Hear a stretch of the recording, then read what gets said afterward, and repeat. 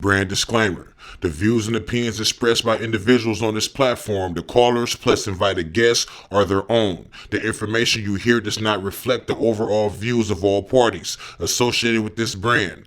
We encourage everyone to research all things heard live or via archive for edification purposes. Discretion is advised.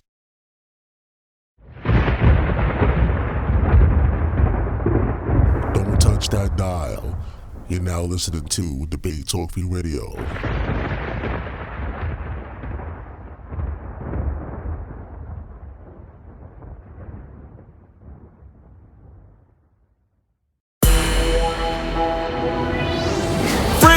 Fringe check, download today. Fringes is a new mobile app designed to meet, mix, and post with Torah keepers like you. That's right. How pleasant is it for brethren to dwell together in unity? Bring it out. Fringes is available on Google Play and the App Store. Hey, faithful listeners and thinkers. My name is Reese Roberts, and I'm the host of a new podcast called Entertain the Thought, now available on SoundCloud and www.reeseroberts.com. The website and podcast are focused on teaching consciousness and human evolution in current social conditions. As a free member on reeseroberts.com, you'll have access to curated content like videos and free book downloads. You can also schedule personal consulting services for teenagers, singles, and married couples. I also offer an enrichment training program that teaches students the fundamental arts of research and debate to increase their knowledge of self. The T-Team is now open for enrollment. For more information, please visit www.serveincorporated.com/register. Again, that's www.servincorporated.com/register. Thank you very much for tuning in to Debate Talk for You Radio.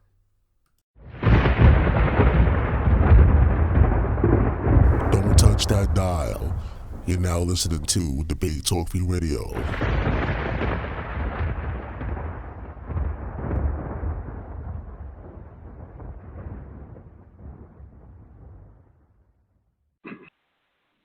Hallelujah, hallelujah.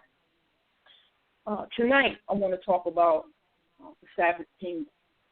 And I know if you've been following Debate Talk for You, myself and Brother B.A., you understand that we do call ourselves Israel. We call ourselves people who drive, wrestle, prevail, and rule with the Most High Yahweh Elohim. And we also believe in Yeshua Messiah.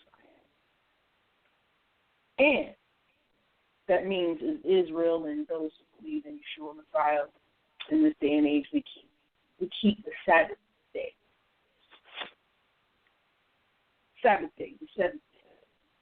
Right?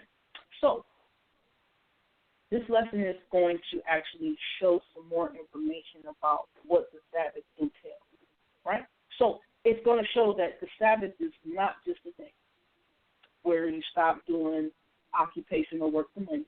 It's not just a day where you come together and congregate and assemble and quote-unquote worship the Most High and not buy or sell, right? We're going to show that, there's people who say those who keep the Sabbath in the 21st century, we get told that it's minuscule, that it's obsolete, that it's not necessary, that it's not really important, right? So opponents of the Sabbath day being in effect as something to practice in today by believers, right? They put more emphasis on the 8th day in the scriptures as a day or time frame like it meets the criteria of being the Sabbath, right? So you get them saying that Sunday is just as holy or consecrated as the Sabbath. And they'll say that Sunday is a time equivalent to Sabbath, and it's practically the same thing, saying that the day of worship, that's the day to congregate. You hear them say that's the day that's just as holy as the Sabbath, which means 7 days. So sometimes you hear things like, well, every day is a Sabbath, right? Every day is a Sabbath. And sometimes you hear a focus on worship when it comes to these days. Now, the word worship, shaka, in the Hebrew, sometimes we may be confused about what it means, especially because how it was taught, in Sunday Christianity, as opposed to what it means in the Hebrew text during the BC years. We first heard it introduced. In shaka, pretty much means, when you're reverent, you're pretty much living a lifestyle that exhibits or shows every day what power or deity you belong to and who you serve, right? So the objective of this topic is that the Sabbath day is an idiom. I want to show that it's an idiom as well for the entire kingdom of the Most High Yahweh and the people, right? So let me say that again. Show Yahweh willing that the Sabbath day is an idiom for the kingdom of the Most High Yahweh and the people, right? And so this is just to bring a clearer understanding of the Sabbath, because it may not be as visible as the understanding while one is reading the scriptures, or, like I said, it may not have been taught properly before, from where most of us came out of, right? Also, hopefully this could help eliminate some of the argument about, the Sabbath day, what to do, what not to do, and things of that nature. We don't want to make it seem like the Sabbath day is a burden, right? And we want to show that when we observe the Sabbath every week, right, we are rehearsing for living in the kingdom or the Sabbath to come, right? And we're going to talk about where the kingdom ultimately comes to later, right? So if we're rehearsing, practicing right now the Sabbath, keeping the Sabbath, keeping the kingdom, we're pretty much staying ready so we don't have to get ready, right?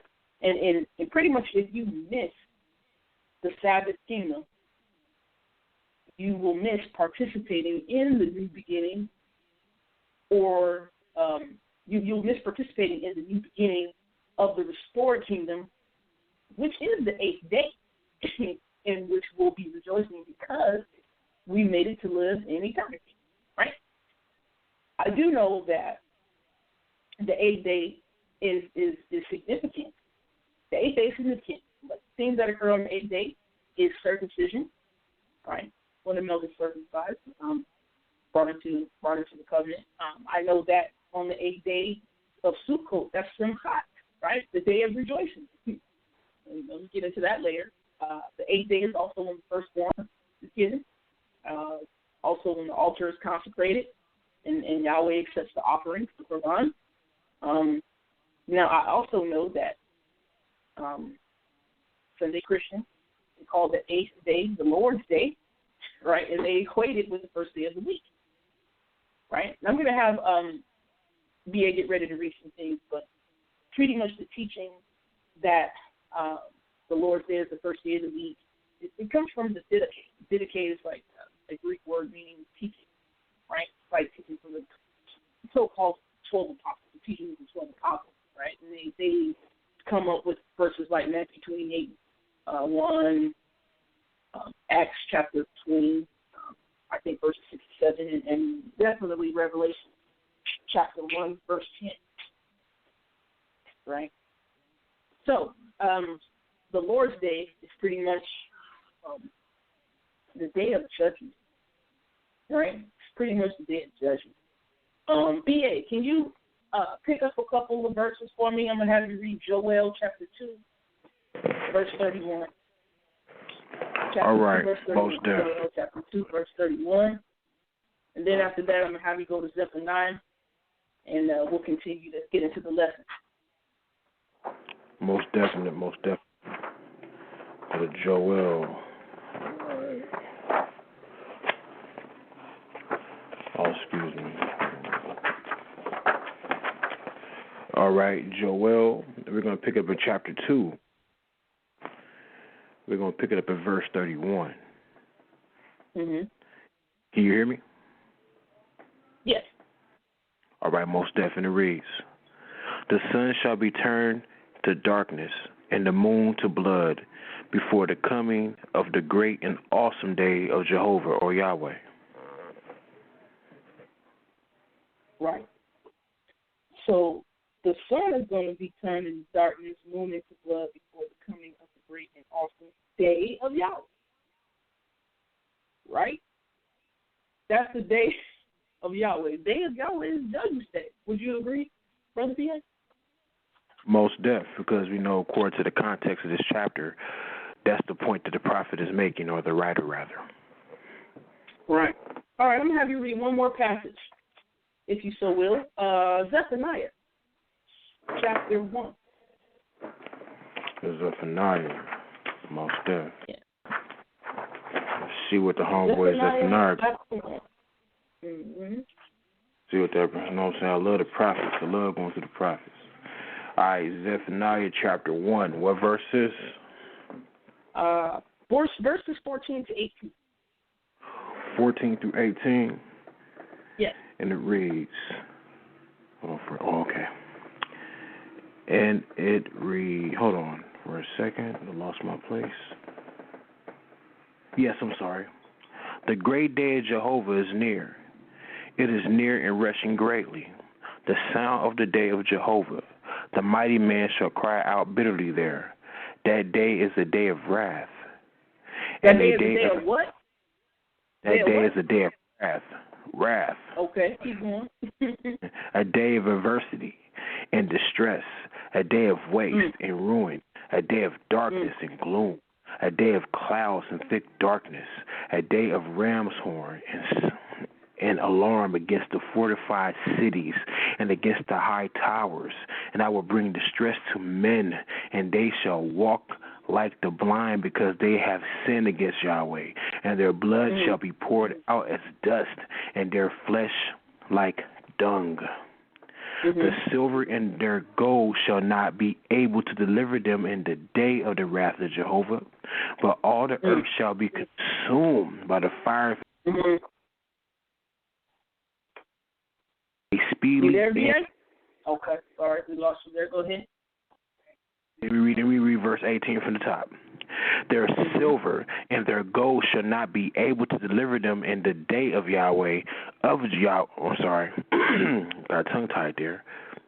But all the earth shall be consumed by the fire of his jealousy, for he shall make a full, yea, a speedily end of all the dwellers in the land. Right. So when people want to go to Revelation chapter 1, right, in verse 10, when they see, when they say, Yehoshua, right, God, he says, I came to be in the spirit on the day of Yahweh, and I heard behind me a loud voice as of a trumpet. Pretty much the Most High showed Yehoshua a vision of what? The day of wrath, the day of Yahweh. That's pretty much what the Lord's day is, right? All right, so I want to go into the lesson here now. I want to show that the word peace, Salem, is the original word for shalom, right? So I'm going to show that peace equals Salem. Shalom, that equals the land / the people. I'm going to show that the land are called the people and the people are called the land. And I'm going to show how that's equal to rest. And then show how that's equal to the kingdom. Right? So let me say that again. I'm going to show that peace equals Salem, equals the land or people, equals rest, equals the kingdom. Right? This is probably going to be a different type of lesson, but hopefully the Most High be glorified, and may the people be edified and be provoked to go. The Sabbath means rest, right? So on the seventh day, creation was completed, built, and dedicated. That's the temple, right? I know we're familiar with 1 Corinthians chapter 3, 1 Corinthians chapter 6, right? Where Shaul also your body is the temple, right? So day one, or Echad, which is the kingdom of heaven, encompasses all days together, including the seventh day. Right? So on the seventh day, Yahweh rested which meant the king, or God in this case, Yahweh, he pretty much rested. The king rested over the city or place or temple or tabernacle, right? And that king was now enthroned, sitting on the throne, and the orderly structure of this temple, the operations of it had begun, right? So on the seventh day, Yahweh rested, meaning Yahweh is the king, and that king is now enthroned, right? And the temple or the operations of that kingdom have begun. So this means that the king or God, Yahweh, began to rule and reign, right? So this language, right? This is language that pertains to a kingdom. So the Sabbath or seventh day represents the kingdom, right? Let me see here. See if I want. Let's see. I'm going to read Revelations chapter 5, verses 9 and 10. I'm going to read that real quick. I'm going to read from the Scriptures ISR. And they sang a renewed song, saying, "You are worthy to take the scroll and to open its seals, because you were slain and have redeemed us to Elohim by your blood out of every tribe and tongue and people and nation, and made us kings and priests to our Elohim, and we shall reign upon the earth." That goes with Exodus chapter 19 and 1 Peter chapter 2, verse 9. Right? Because in Exodus 19, the Most High said, you're going to be a kingdom of priests. Correct? So this is kingdom language. Kingdom language. All right? So, B.A., could you read Genesis chapter 1, verses 1 to 5 for me, please? Yes, most def.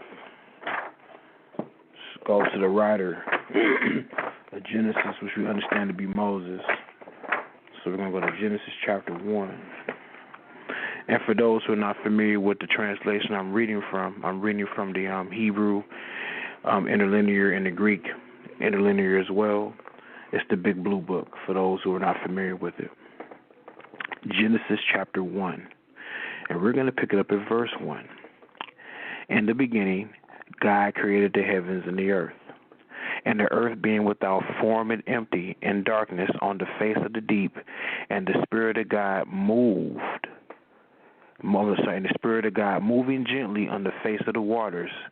Then God said, "Let light be," and there was light. And God saw the light, and it was good, and God separated between the light and the darkness. And God called the light day, and he called the darkness night. And there was an evening, and then there was a morning, the first day. Right. Echad. Echad, as I was stating before, encompass all the days together, including the seventh day. So this is where we get to do the Sabbath, right? B.A., could you read Genesis chapter 1 still, verse 26 and 27?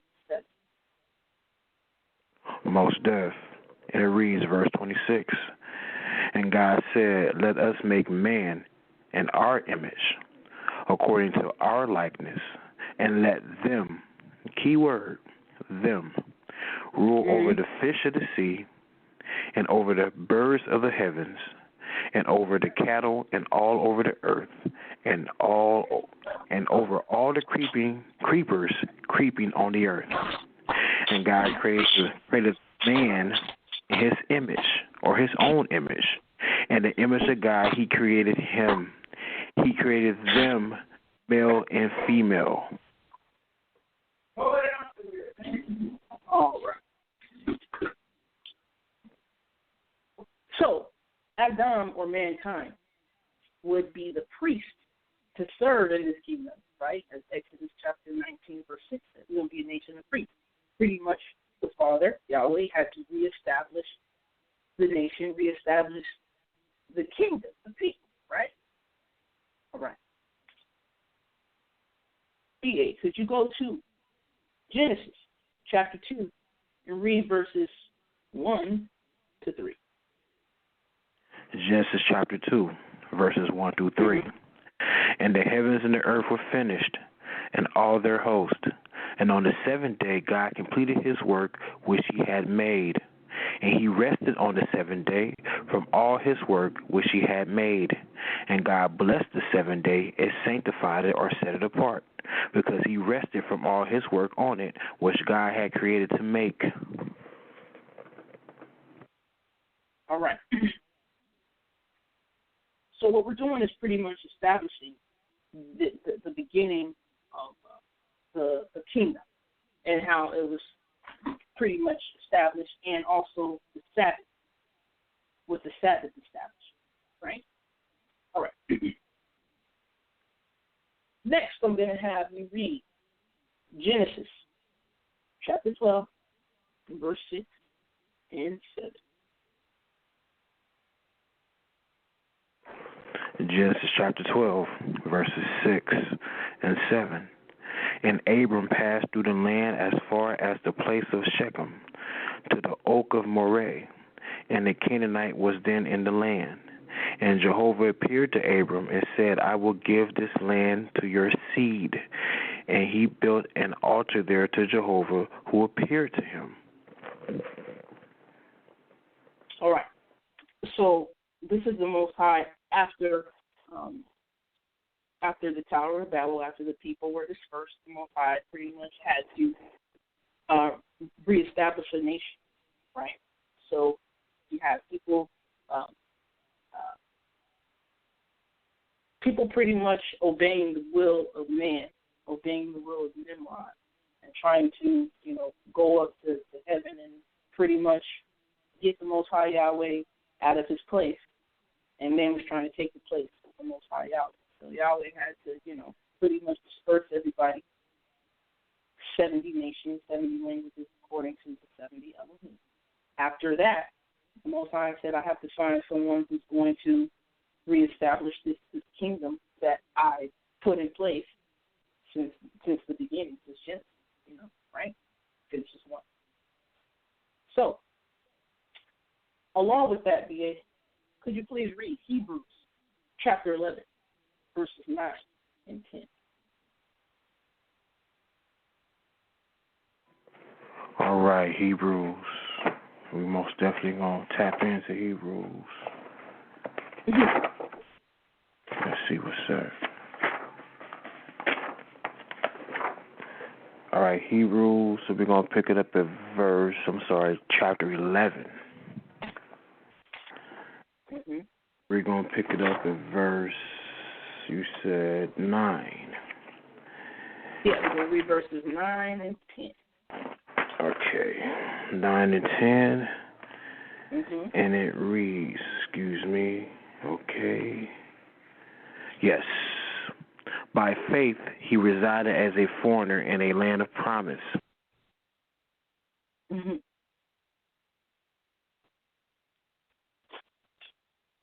You still there, BA? Yeah, can you hear me? All right, you went out for a hot second. So could you start over again, please? You kind of went out. I don't know if you're having technical difficulties with the phone, or maybe it's blog talk. Okay, let me know. Can you hear me loud and clear now? It's probably because I was on the speaker. Definitely. Okay. All right, verse 9. By faith he resided as a foreigner in a land of promise, living in tents with Isaac and Jacob, the co-heirs of the same promise. For he looked for a city having the foundation of which the builder and maker is God. All right. So pretty much it's just talking about Abraham, right? Abraham, father of the faith. Right. He was promised what? What was he promised? He was promising the promised inheritance. Promised an inheritance. Right? He was promised an inheritance. Right? All right. Hold that thought. Promised an inheritance. Now, continue with the build up here. Now we're going to slow. We're taking our time. Go to Genesis chapter 13. Yeah, I know where you're going. 14. Yeah. Most def. Just going to tap in at Genesis 13. And let's see what's up. All right, Genesis chapter 13. And we most definitely going to pick it up at verse 14. And it reads, "And after Lot had separated from him, Jehovah said to Abram, Now lift up your eyes and look northward and southward and eastward and westward from the place where you are. For all the land which you see I will give to you and to your seed forever." Verse 16, "And I will make your seed as the dust of the earth, so that if a man can count the dust of the earth, then your seed also will be counted." Ain't that something? Okay, so pretty much there's this inheritance that the Most High promised Abraham. The land of promise, right? The land of promise. And then he says, hey, Genesis 13, lift up your eyes, Abram. For all the land you see, it's going to be yours and your seed forever. Isn't this awesome? Yeah, most definitely. We probably haven't seen it yet, but we're showing that the land is / the people, and this land / the people is the rest. That is the kingdom. Right? Keep that in mind. Let's go to Genesis 15. Most Genesis definitely. 15, verse 5 to 7. Genesis 15. Genesis 15, verse 5 to 7. We're going to pick up at verse 5. Can you hear me? Mm-hmm. "And he brought him outside and said, Look now at the heavens and count the stars, if you are able to count them. And he said to him, So shall your seed be. And he believed in Jehovah or Yahweh, and he counted it to him for righteousness." Most definitely. Let me see. So that goes with Hebrew 11, right? You got something to say, bring out? Go ahead, B.A. No, I got to go to verse 7. My fault, verse 7. Yep. And he said to him, I am Yahweh, who caused you to come out of Ur of the Chaldees to give you this land to inherit it. But one thing I want to say. Land to inherit it. Yes, go ahead. This was one real quick. Notice in Genesis chapter 13, the Most High went forward with the promise as soon as he and Lot separated. Because originally, when he told Abraham to leave his father's house, he said, just you. Mm-hmm. And then when we take others with us, they can most definitely play a big part, or they can most definitely deteriorate what the Most High has planned for us originally from the start. So when the Most High tells us to separate, it's a must that we separate as individuals or those who are close to us. Like Abraham, obviously he had his wife. So when the Most High told him to leave, that means him and his wife. Go so I can most definitely set you apart and I can give you something for being obedient. Right. That's right. Absolutely. Yeah. He said, I'm going to give you when you separate here, right? When you come out, the Ur of the Chaldeans, right? He's gonna give our father Abraham the land to inherit, right? Land to inherit, kingdom pretty much to inherit. And Abram believed in Yahweh, and that's counted for righteousness,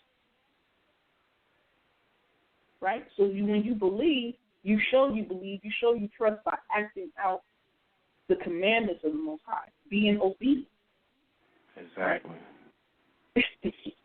Right? And that's so, Torah. We in the Torah. So the promise for the land is sealed. Right? The promise for the land is sealed. Now I'm going to have you read, B.A., I'm going to have you continue to read verses 8 to 11, and then I'm going to have you skip to verse 18. So Genesis 15, verses 8 through 11, we're going to see how this promise for the land is sealed. Most deaf, verse 8. And he said, My Lord Jehovah, or Yahweh, by what shall I know that I shall inherit it? He said to him, Take me for a heifer, 3 years old, and a sheep-goat 3 years old, and a ram 3 years old, and a turtle dove, even a nestling. And he took all these for him, and he divided them in the middle. And he set each piece against one another, but he did not divide the bird. And the birds of the prey came down on the carcass, and Abram drove them away.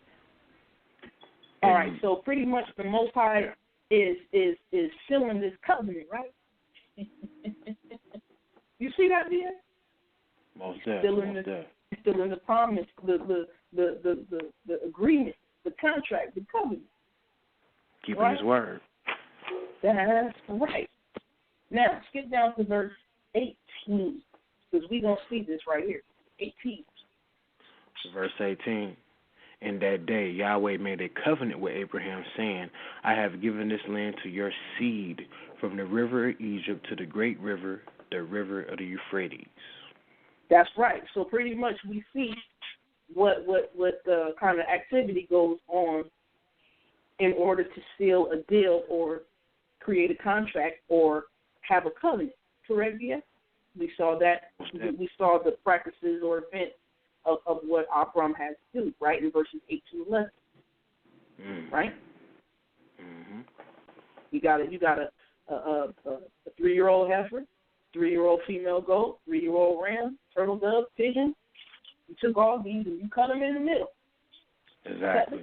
We know what that means. That's right. you see what I'm saying?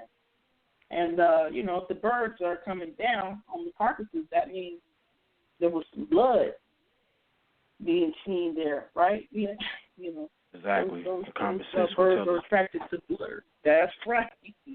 They attracted to the blood. Now,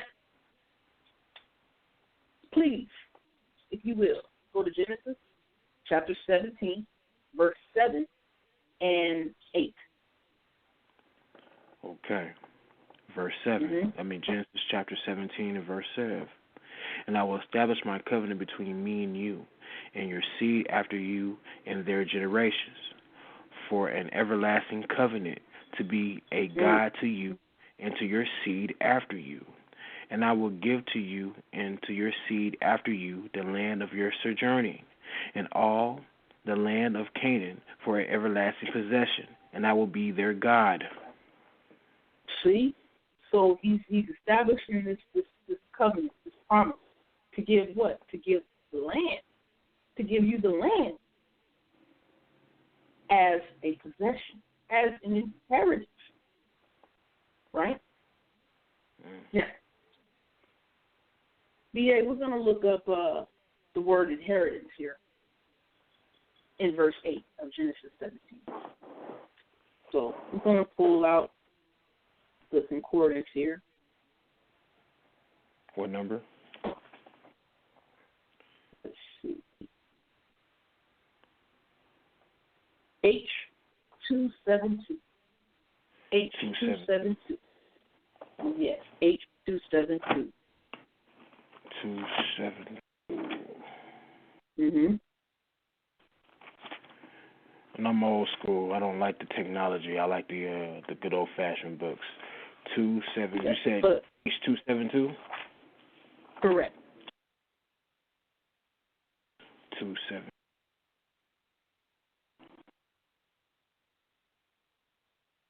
All right. You still there, B.A.? Yeah, I'm here. Can you hear me? All right. Cool. Yes. Go ahead. Okay. Now, excuse my Hebrew is very terrible. Akusa. Akusa. Okay, akusar. There you go. And no problem. And it means something seized, especially of land possessions. And it means property, possession. Essentially, akusa is a legal term usually used of land, especially family holdings, to be passed down to one's heir. In Genesis chapter 17, Abram is promised the territory of Palestine or Jerusalem as a familial tribunal possession until the indiscriminate future. Right. So the promise continues here in Genesis 17, right? To give Abraham and his seed after him some land And the thing about this is this property is more than that.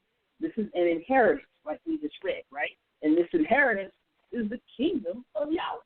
Now, there's another type of inheritance. We're going to talk about that word as we go further into the lesson, right? Now, we're going to talk about land, right? So, land. The land that was promised to Abraham and his seed after him was called Salem, right after the flood, right? So, could you read Genesis chapter 14, verse 18 for me, please? Genesis chapter 14, verse 18, and we're also going to keep reading some more word definitions out of the Strong's Concordance. All right. Genesis chapter 14 and verse 18, and it reads, And Melchizedek, king of Salem, brought out bread and wine, and he was the priest of the Most High God. All right. So, let's look at... Already got it. 8,000. Yep, there you go. 8004. Yeah. Already Read got it. 8004. For sure. And the word is Salem or Shalem. And it reads peaceful. An early name of Jerusalem. A what? An early name for what? Early name of Jerusalem. Jerusalem. It means peaceful, right? Isn't that something? So, the word Salem comes from Shalem, and it means complete, safe, peaceful, whole, WHOLE, full, perfect, finished, peace of covenant of peace.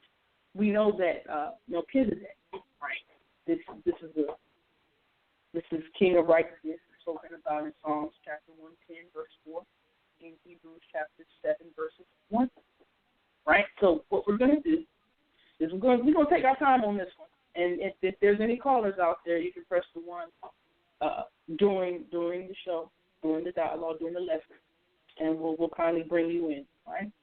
So, H4442 for Melchizedek.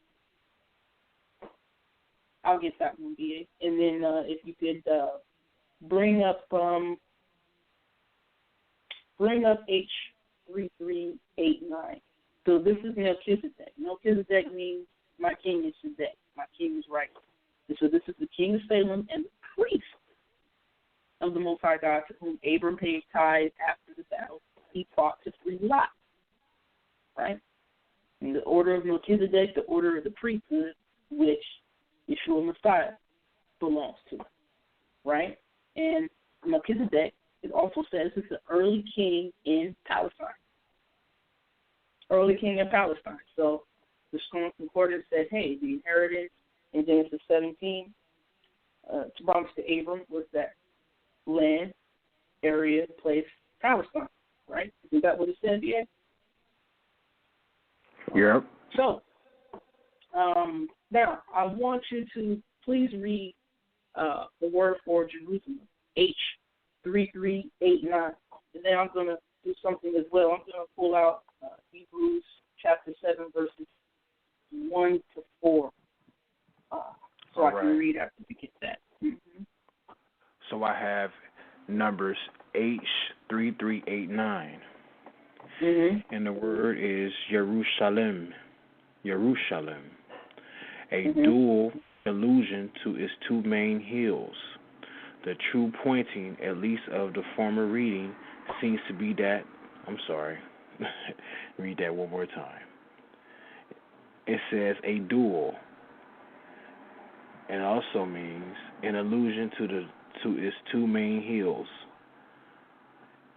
It also says the true pointing, at least of the former reading.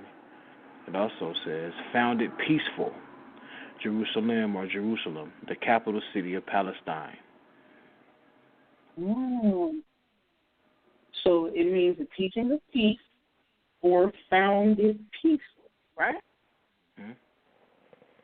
You ever really looked at these definitions, BA, and seen where all these explanations of what these words mean get into?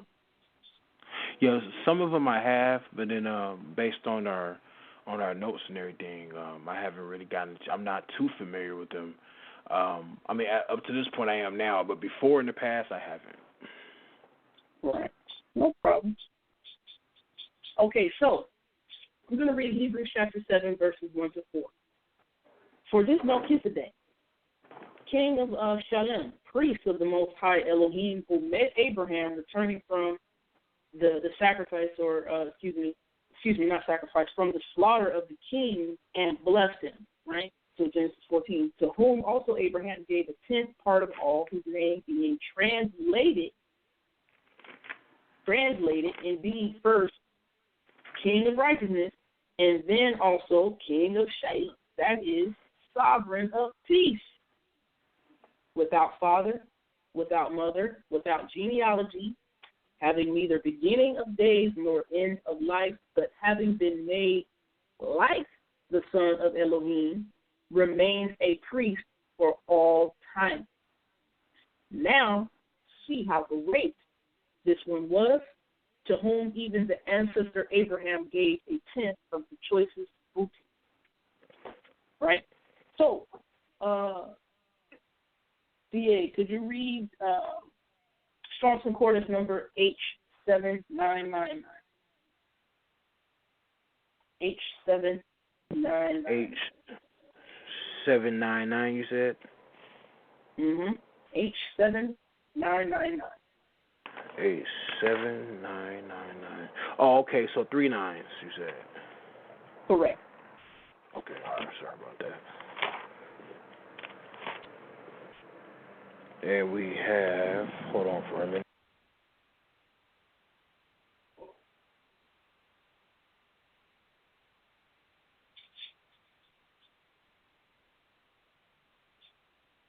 All right, you still there yet? I'm back. Yeah, I'm back. I'm back. It's just having some. Cool. Yeah, just some slight difficulties. And we have 7999 Shalom. Mhm. And the definition is a prime root to be safe in mind, body, or estate. Figuratively, to be caused, made completed, by implication to be friendly, to reciprocate, right.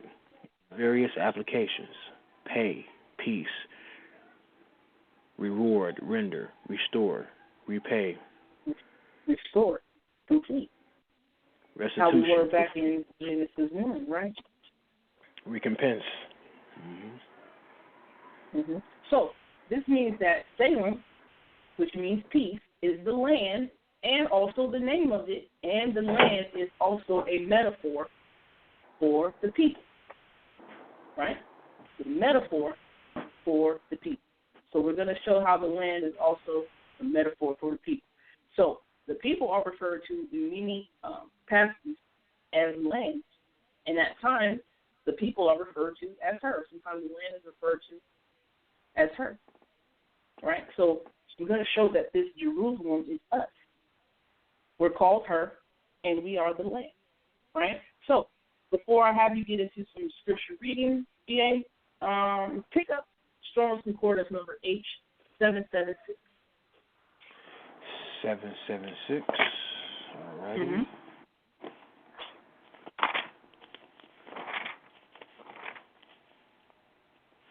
All right, and we have 776, and the word is Eretz.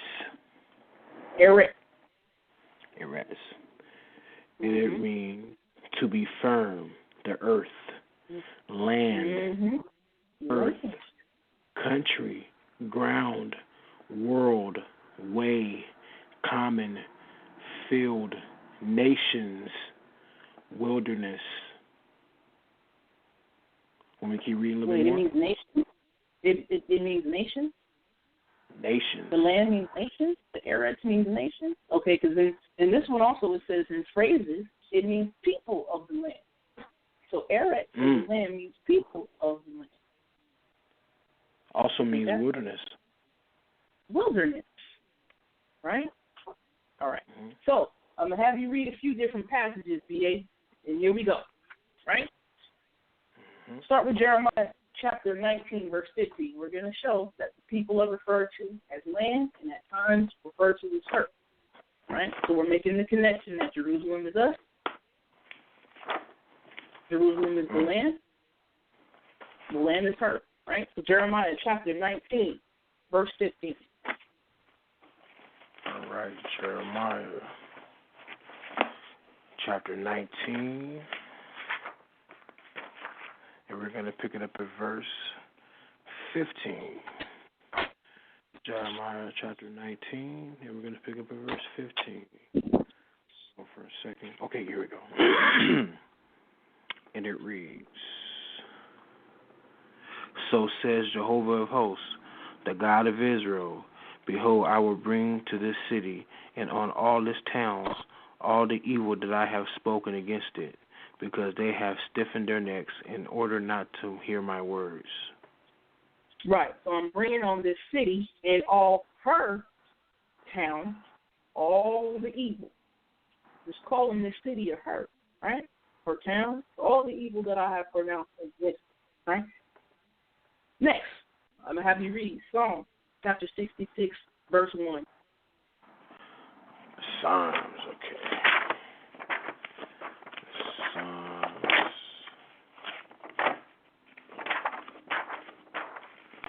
66, okay.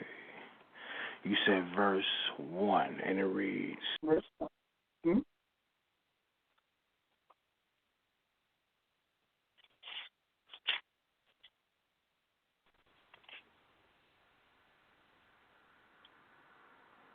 You hear me? All right, I can hear you now. Go ahead. Yeah, my phone is just crazy. Make a joyful noise, God, all the earth.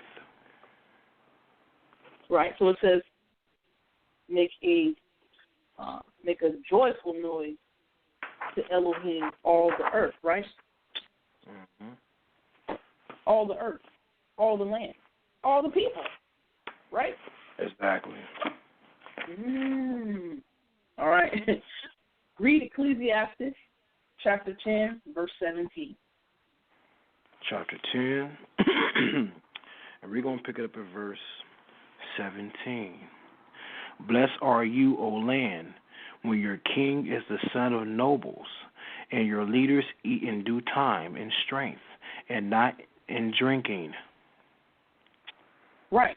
So blessed are you, O earth, land. The land is the people, right? Because it's like when your king is the son of nobles, your princes, kings and princes was people, ain't they? Yeah. Exactly. Oh, all right. Ezekiel chapter 15, verse 8. We're going to hit y'all with a lot of scripture today. A lot of scripture. Ezekiel chapter 15, verse 8.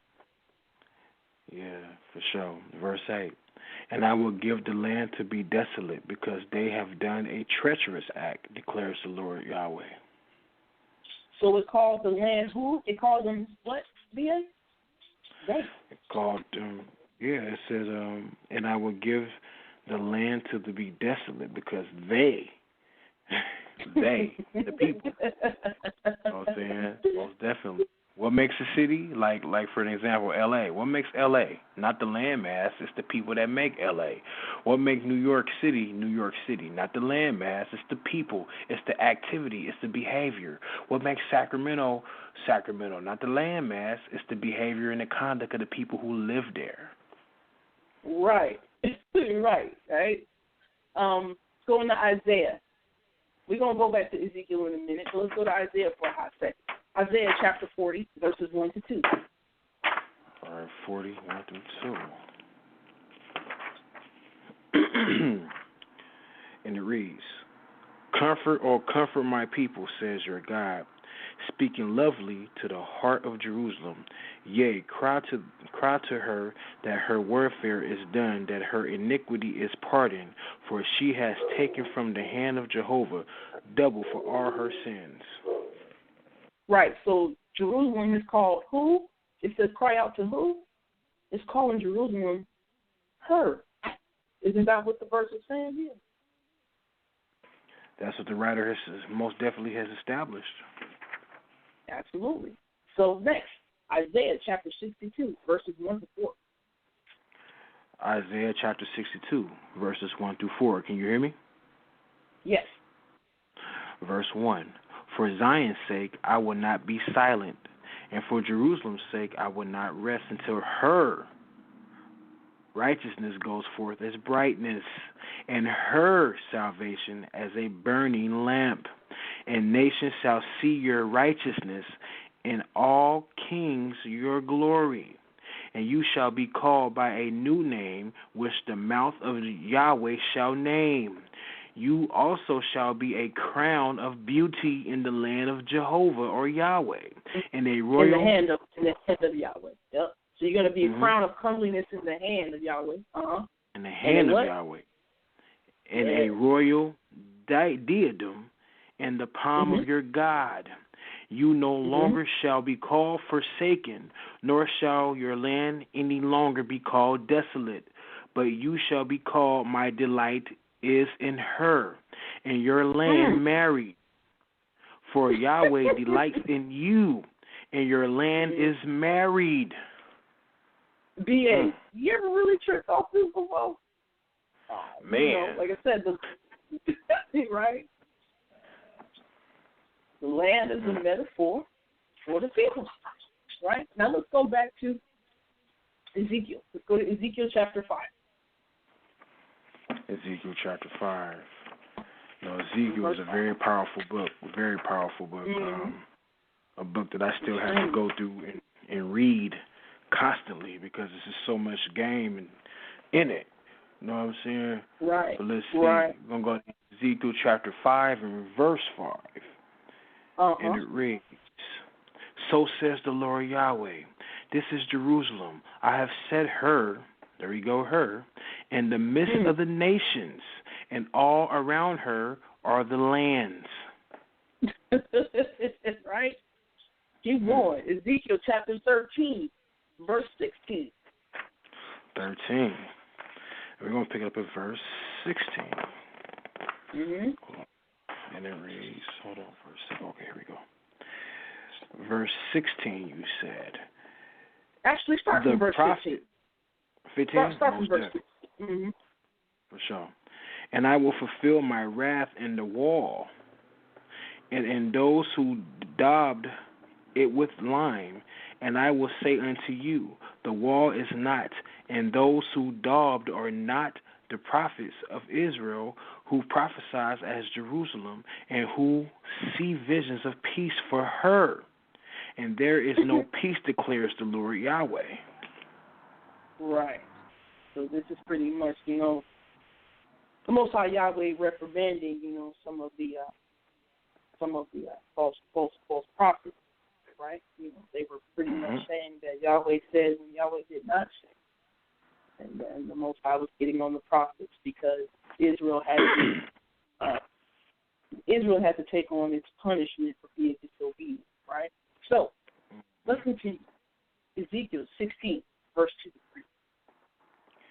Verse 2 to 3? Yep, Ezekiel chapter 16, verses 2 and 3.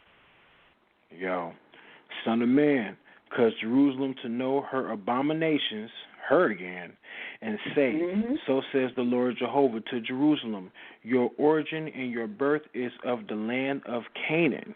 Your father was an Amorite, and your mother an Hittite. Right. So, the Son of Man make known to Jerusalem her abomination. Right? It's saying to Jerusalem her, your origin and your birth are from the land of Canaan. Right? So pretty much this Jerusalem is called her. Right? So the people are the land. That land is her. right? So we're making the connection, BA, that peace or wholeness, completeness equals Salem, equals the land / people, equals the rest, equals the kingdom. Right? So the land or the people are called inheritance of Yahweh, which inheritance is the kingdom of Yahweh. So now we're going to read another word in here. Yeah. I want you to get for me H5159. All right. 5159? Correct. 5159.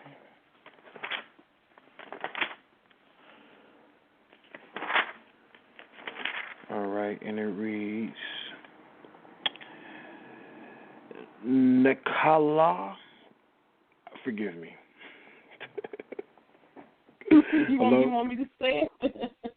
Yeah, you go right ahead. My Hebrew is horrible. Nakala. Nakala. Wow. Nakala. Yeah, Nakala. There you go. And it reads, something inherited, occupancy, or heirloom, an estate, patrimony, or portion, heritage, to inherit, inheritance, possession, property, right. Inheritance. Right. So, the land or the people are called the inheritance of Yahweh, right? We're going to read that now. Please pop over to Deuteronomy chapter 21, verse 22 to 23. There was a question on time here. This is really how you be thorough and go into to see some things to get a concrete solution. This is how you put things together. So Deuteronomy chapter 21, verse 22 to 23. 21. And all the men of his city shall stone him with stones, and he shall die. So you shall put away the evil from among you, that all Israel shall hear and fear. And if a man has committed a sin worthy of death, and he is put to death, and you hang him on a tree.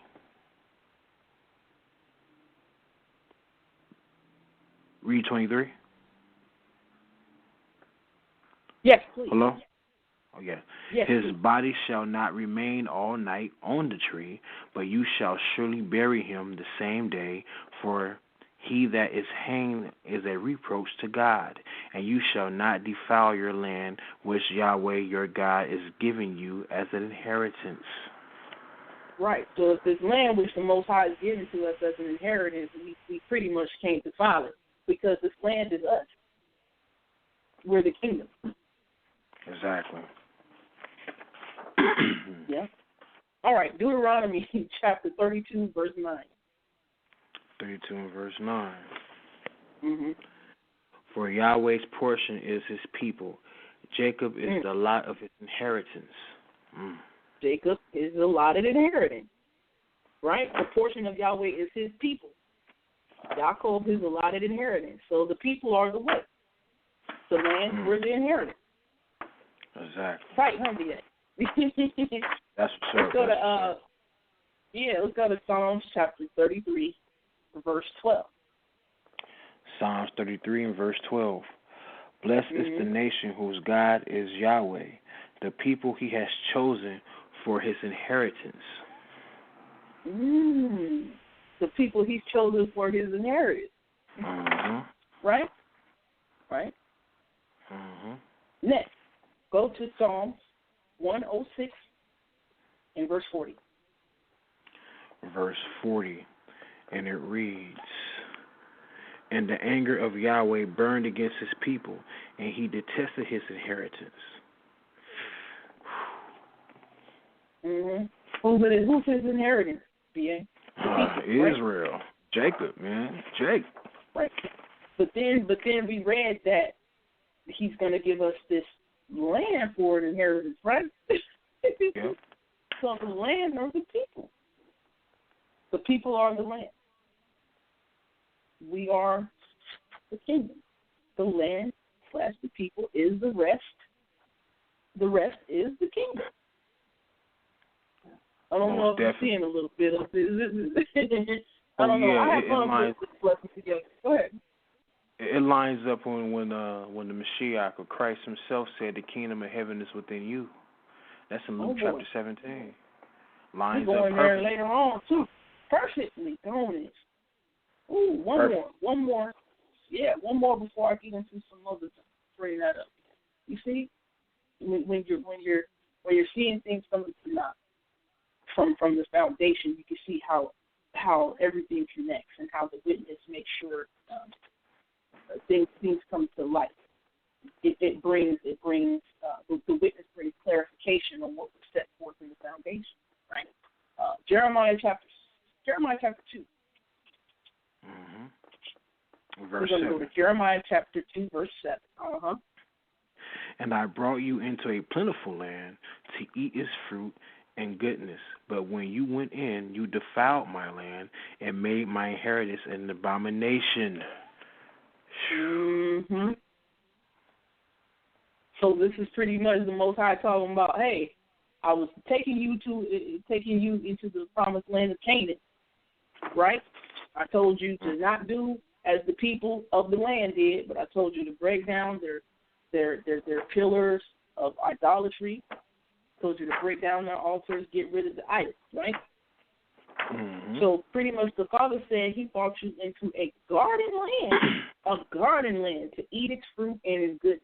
So pretty much eat its fruit and its goodness means everything that was a resource there was for your benefit, for your good, for your living, for your survival, right? But what did you do? When you entered, you defiled it. You defiled yourself.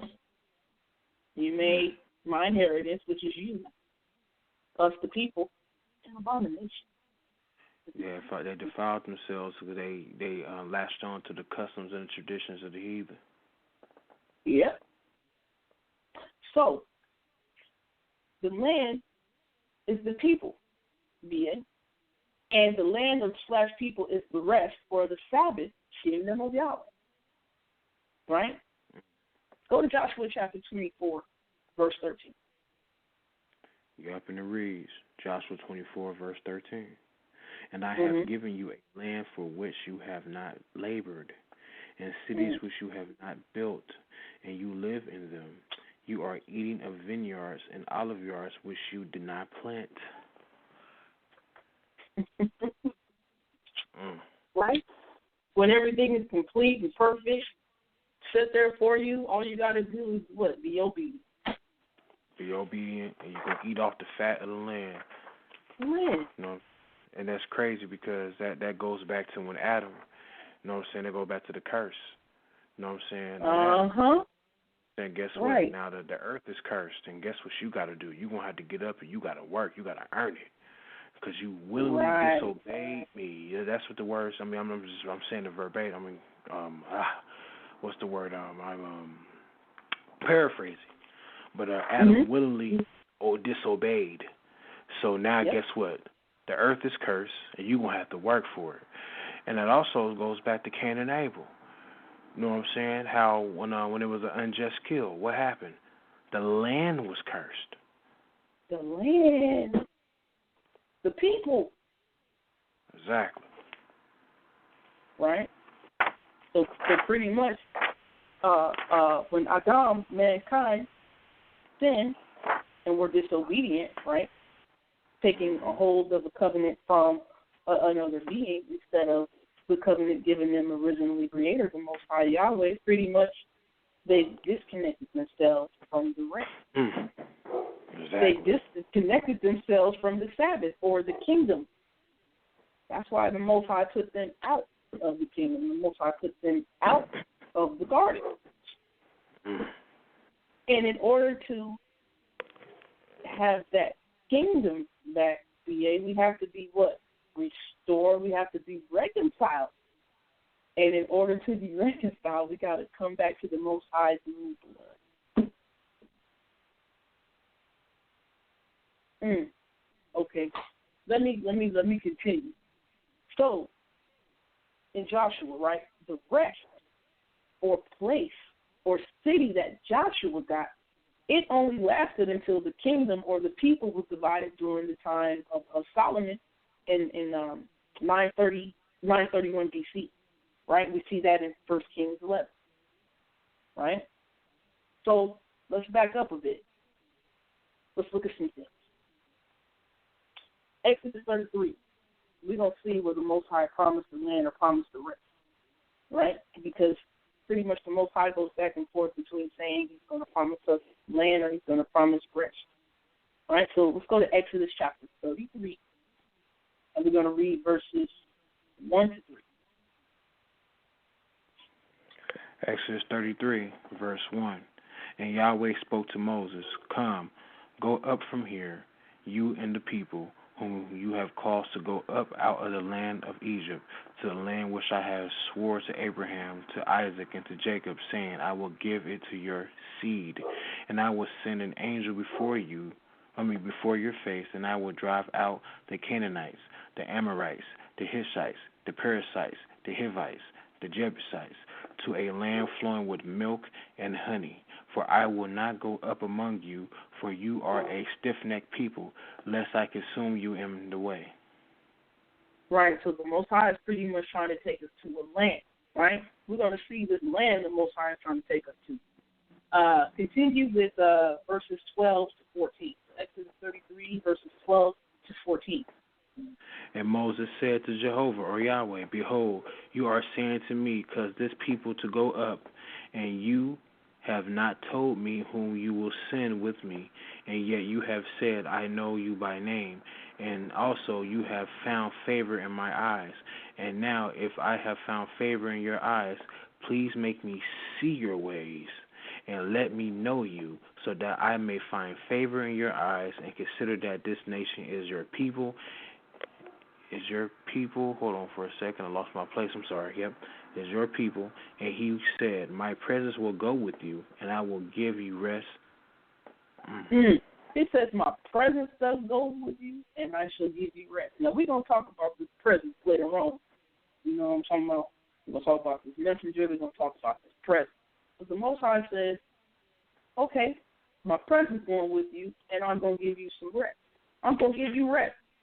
Now, in Exodus 33, verse 1, it says, I'm going to give you land. And he told Abraham he was going to give him land, right? This rest. This kingdom. Numbers chapter 13. Numbers chapter 13, verses 1 and 2. Numbers 13.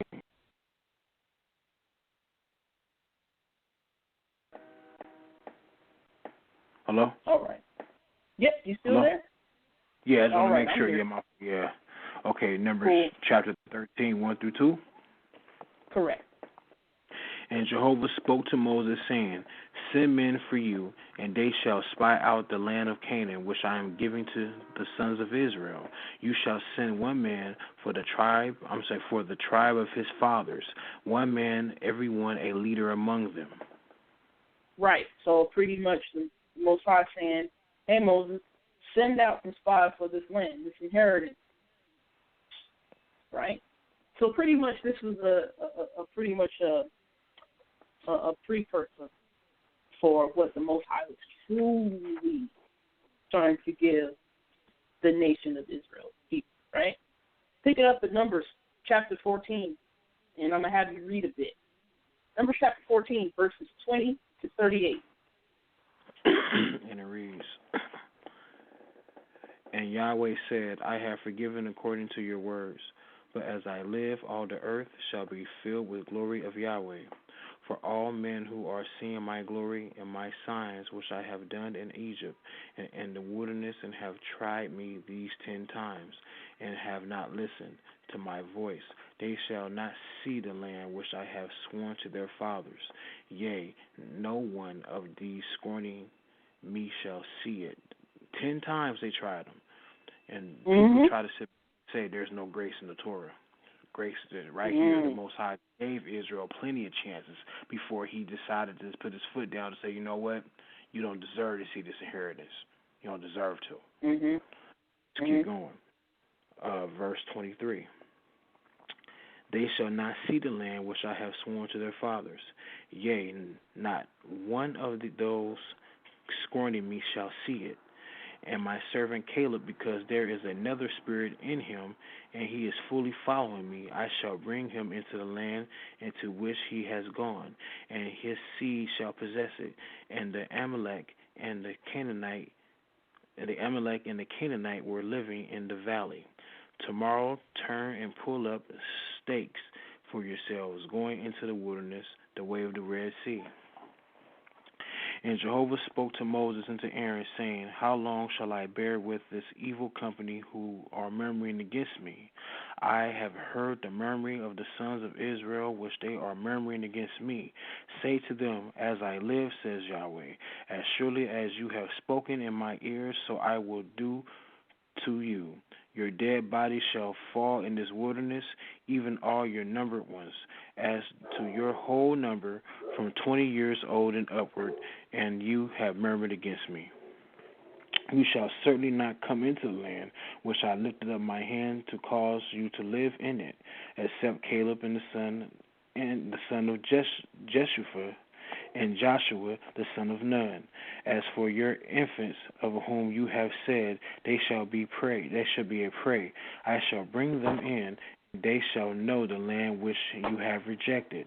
As for you, your carcass shall fall in the wilderness, and your sons shall be shepherds in the wilderness for 40 years, and shall bear your fornications until your carcasses are wasted in the wilderness. Man.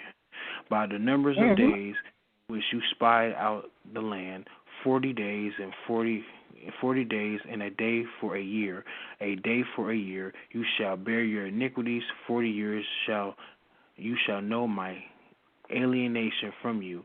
I am Jehovah. I have spoken. I shall do this to all this evil company who are gathered together against me. They shall be brought to an end in the wilderness, and there they shall die.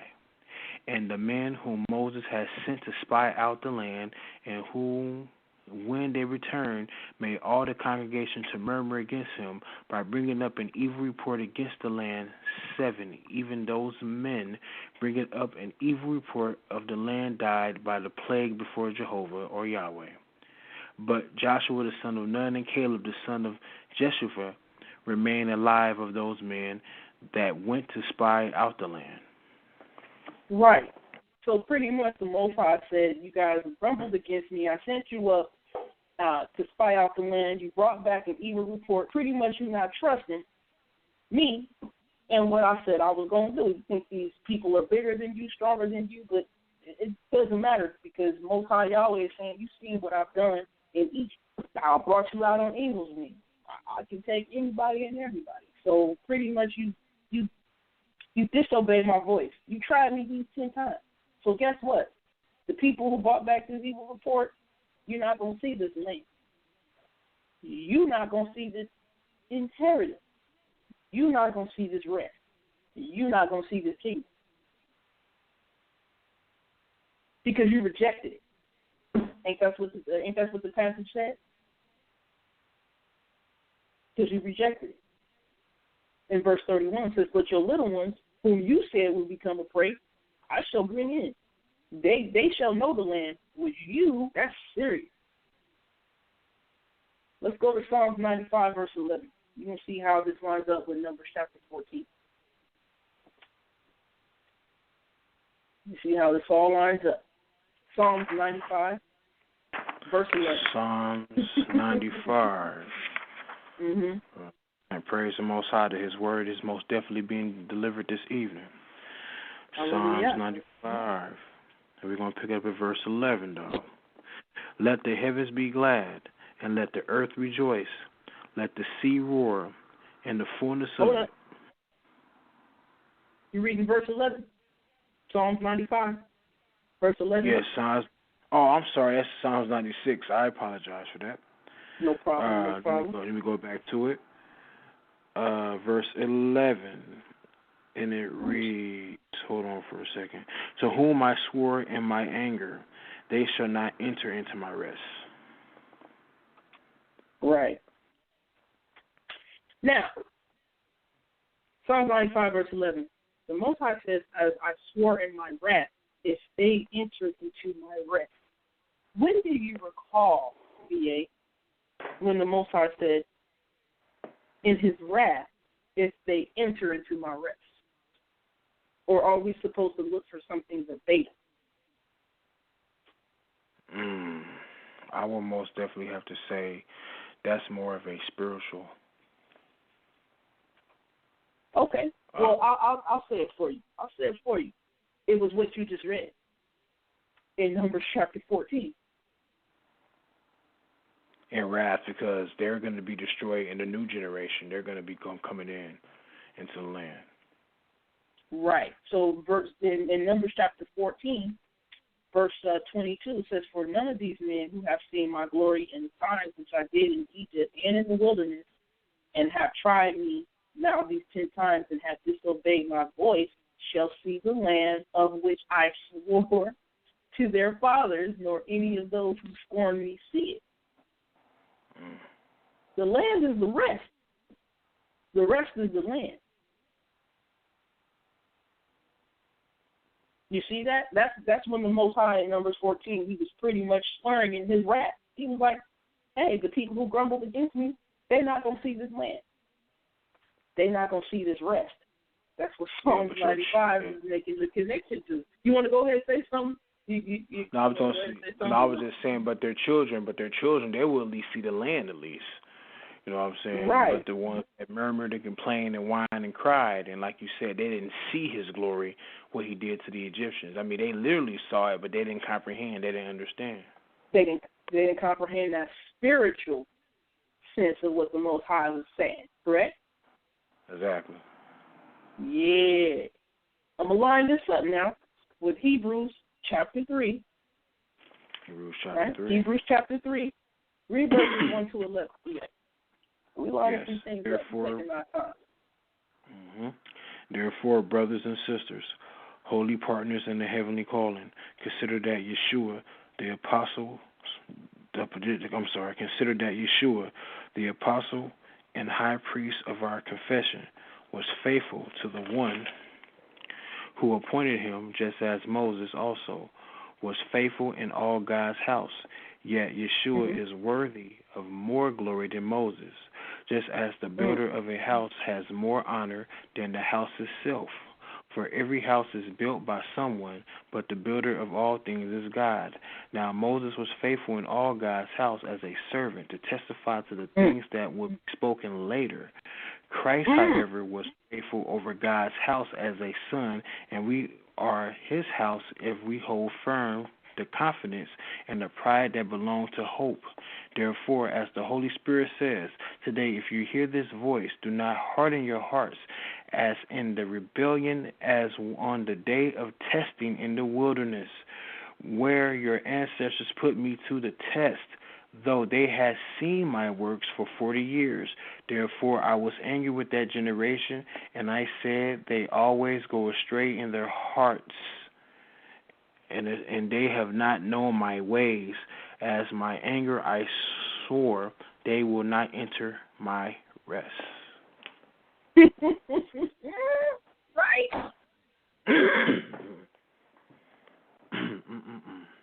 Moshe indeed was trustworthy in the Most High's house, the Most High's temple, kingdom. But Messiah, as a son over his own house, whose house we are this house, B.A., right? We are this temple, we are this kingdom. If we hold fast the boldness and the boasting of the expectation firm to the end, to the goal. Exactly. Right. The Most High wants to dwell in man, like it says in Jeremiah 31. He says, he said that, I'm sorry. And I'm quoting it, I'm paraphrasing. He wants to dwell. He wants to live in the hearts and the mind. No building can contain this force because he's beyond that. He wants to be. That's right. He wants, the way we show that we know the Most High is how we treat each other and how we treat others outside of us.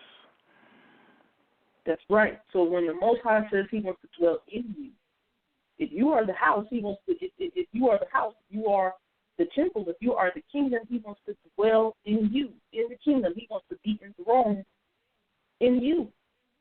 Exactly. It lines up with Christ. He says, I'm in the Father, whilst the Father is in me.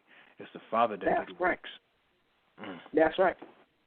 This is beautiful. Praise the Most High. Let's go to Hebrews chapter 4, verses 1 to 11.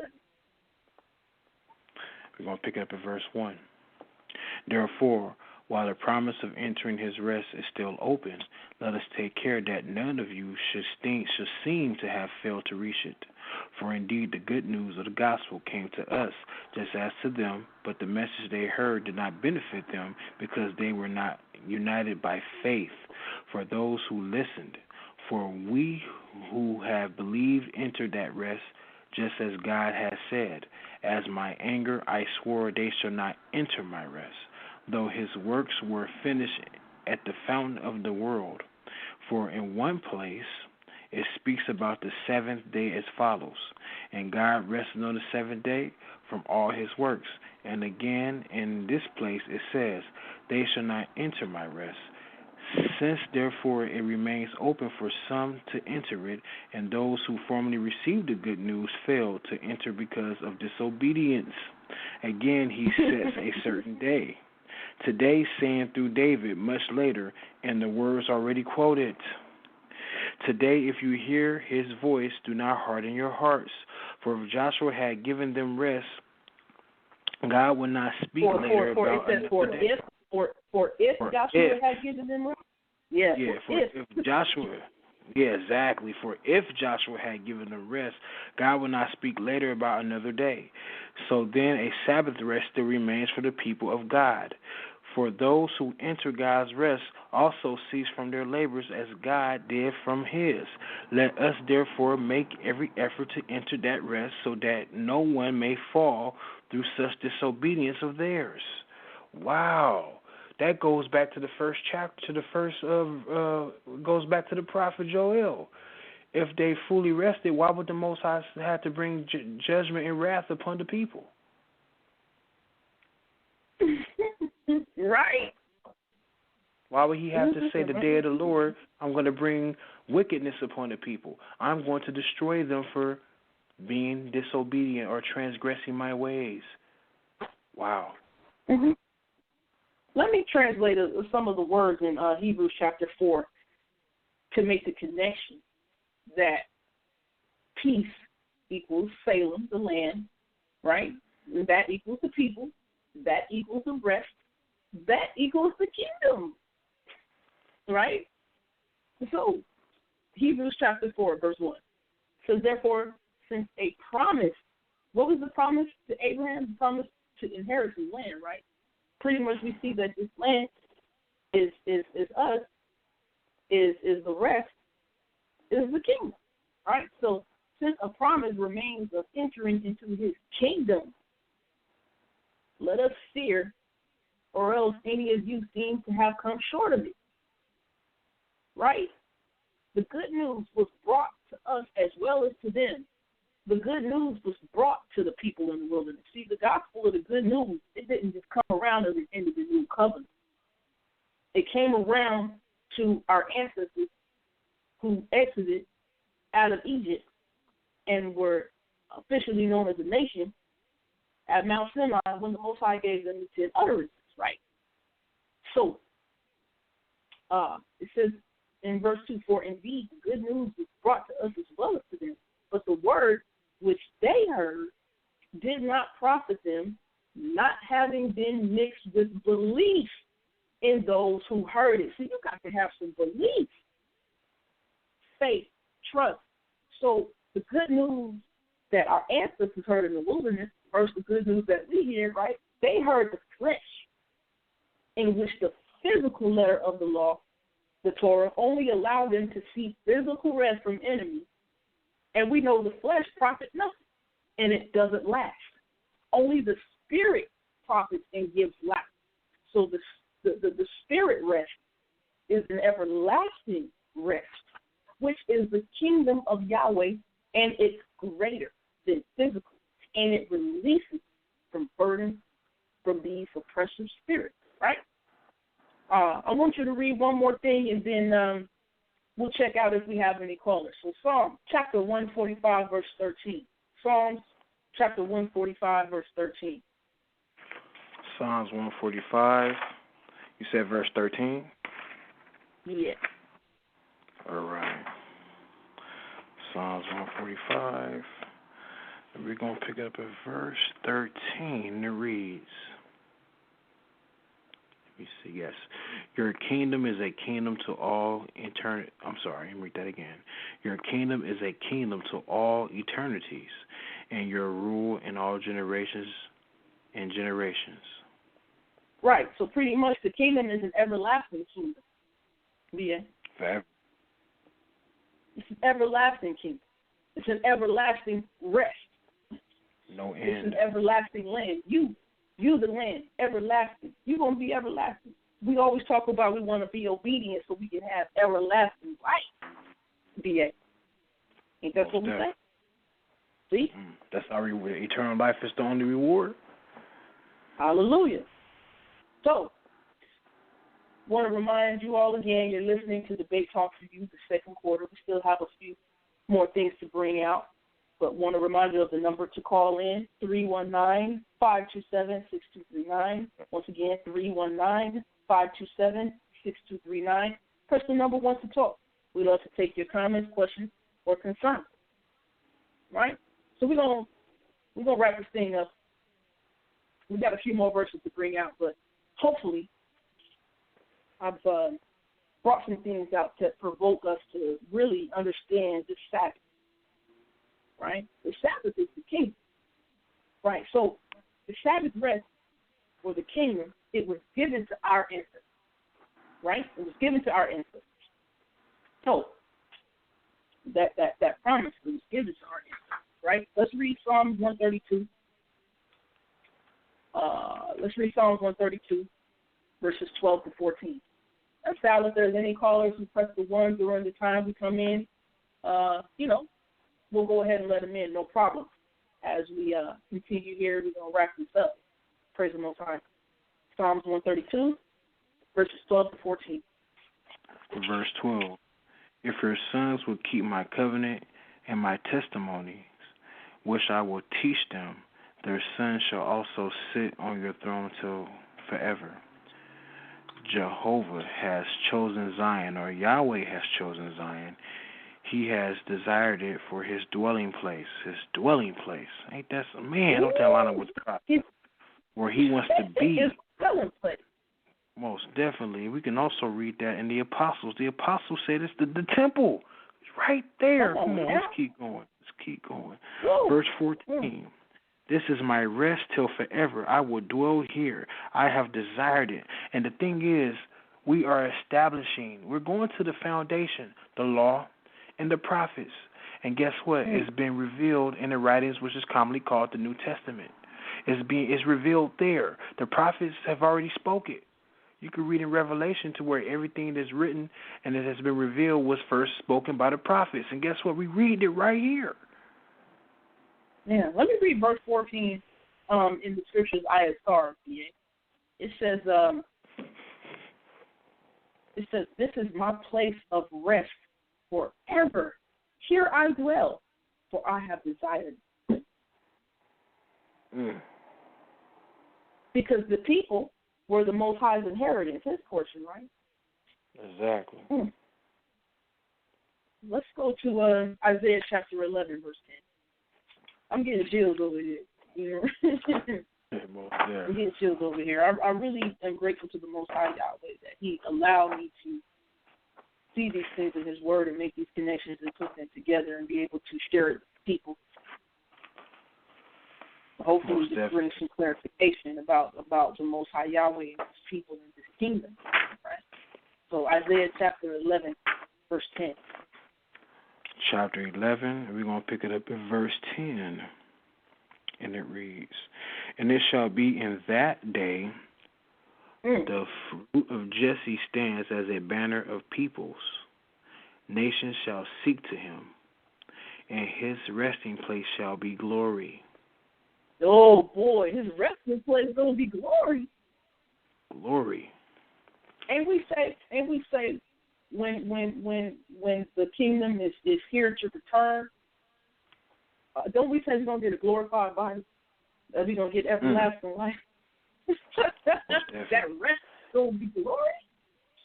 That land, that people, that kingdom is glory. I don't know, B. I don't know about you, but I'm getting chilled. Let's go to Isaiah chapter 14, verse 3. I know I'm going kind of fast. I'm moving along. It's all good. It's all good. Isaiah chapter 14, we're going to pick it up at verse 3. And it shall be in the day that Yahweh shall give you rest from your sorrow and from your trouble and from the hard bondage which was pressed on you. The hard bondage that was pressed on you, right? Pretty much when Adam, mankind, was disobedient in the garden, right? Now we know from Genesis 5, you know, the Most High said Noah is coming, you know, and with this one we're going to have comfort from the toil because the ground was cursed, right? We understand that part, but in this everlasting rest, this everlasting kingdom, we're going to have rest from sorrow, trouble, and hard service. I don't know about you, BA, but I'm definitely hopeful and trusting that this kingdom here is coming. That's why I'm practicing. That's why I'm rehearsing right now. And this is why I do my best to keep the Sabbath day when it comes to this rehearsal. Most definitely. The Sabbath is not over for discussion. It's not. Come on now. Based on all the information we got right here. And that's one thing I would like to say. And one more thing. And for the so-called believer, for you to debate the Sabbath and try to force it on somebody, how are you going to force the rest of God on somebody when the rest is for you originally to start with? Think about it. And it's a choice. It's a the choice, exactly. Life or death. You know, he says choose life, but there still implies that the Most High gave the choice. That's what Exodus chapter 30 says, right? Exactly. Let's go to verse 18, like you said, Isaiah 32. Pick up verse 18. Isaiah 32, 18. And my people shall live in a peaceful home and in safe dwelling and in secure resting places. Secure Don't resting we want places. that? Secure resting places, yeah. Right? Most my people shall dwell in a home of peace, a house of peace, a temple of peace, a kingdom of peace, a kingdom of completeness, wholeness. Right. Ain't that what Salem means? Shalom? Ain't that what Jerusalem meant? Founded peace? Established peace? Established completeness, wholeness, fullness? Let's continue. Let's continue. Ezekiel chapter 34. Ezekiel chapter 34, verse 15. I will feed my sheep and I will make them lie down, declares the Lord Yahweh. All right. So, Hebrews, right? The book of Hebrews, it calls the Sabbath rest or promised rest as a world to come. That's a metaphor for the kingdom to come, right? Let me read it real quick, and then I'm gonna have you pick up Hebrews chapter 11 and then Hebrews chapter 12 after that. So I'm gonna read Hebrews chapter 2 verse 5. Hebrews chapter 2 verse 5. It says, "For it is not to messengers that he has subjected the world to come, concerning which we speak." See this world to come? This is the Sabbath rest. This is the promised rest. This is the kingdom. He didn't say it was for messengers. Hebrews chapter 11, BA. So this Sabbath rest, the promised rest, world to come, it's also called a promised city, right? It's also called a promised city. And we're also going to see that it's the New Jerusalem. So Hebrews chapter 11, verse 10 to 16. And it reads, verse 10, For he looked forward to the city that has foundations, whose architect is and builder is God. By faith he received power of procreation, even though he was too old, and Sarah herself was barren, because he considered him faithful who had promised. Therefore, from one person, and this one as good as dead, descendants were born, and many as the stars of heaven, and as the innumerable grains of sand by the seashore. And all of these died in faith without having received the promises, but from a distance they saw and greeted them. They confessed that they were strangers and foreigners on the earth. For people who speak in this way make it clear that they are seeking a homeland. If they had been thinking of the land that they had left behind, they would have had opportunity to return. But as it is, they desire a better country, that is a heavenly one. Therefore, God is not ashamed to be called their God. Indeed, he has prepared a city for them. That's why he's called the God of Abraham, Isaac, and Jacob. That's why. So did our ancestors receive salvation, B.A.? Absolutely they did. Exactly. They received salvation. You know why? Because they believed. And they died, and guess what? They died without literally seeing it, literally touching it. They knew. They were deaf knowing. Right? Let's go to Hebrews chapter 12, verse 18 to 24. Hebrews 12. We're going to pick it up. This might be one of the lessons you got to go over again and chew slow.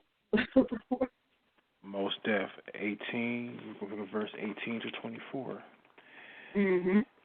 Reads, you have not come to something that can be touched, a blazing fire, and darkness and gloom, and a tempest, and at the sound of a trumpet, and a voice whose words made the hearers beg that not another word be spoken to them, for they could not endure the order that was given.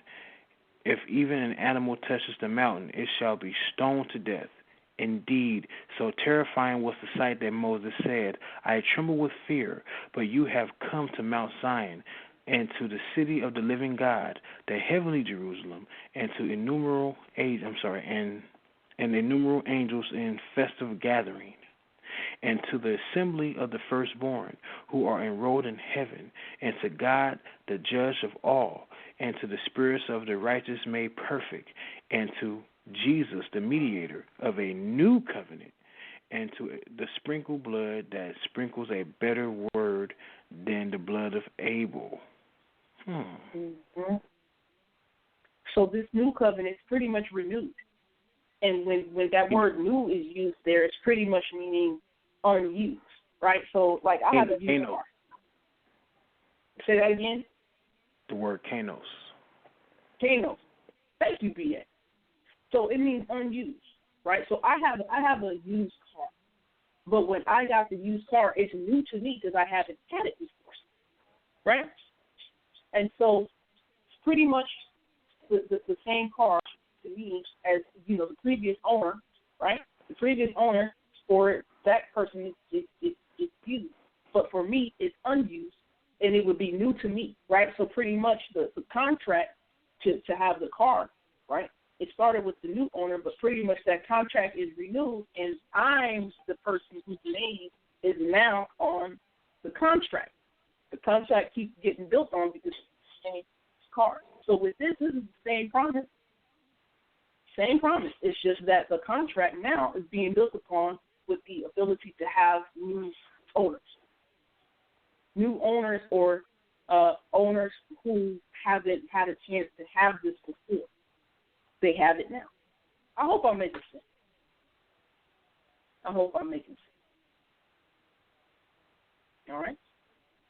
All right, so I'm going to read Revelation chapter 21. I'm going to read Revelation chapter 21, verse 1 to 3.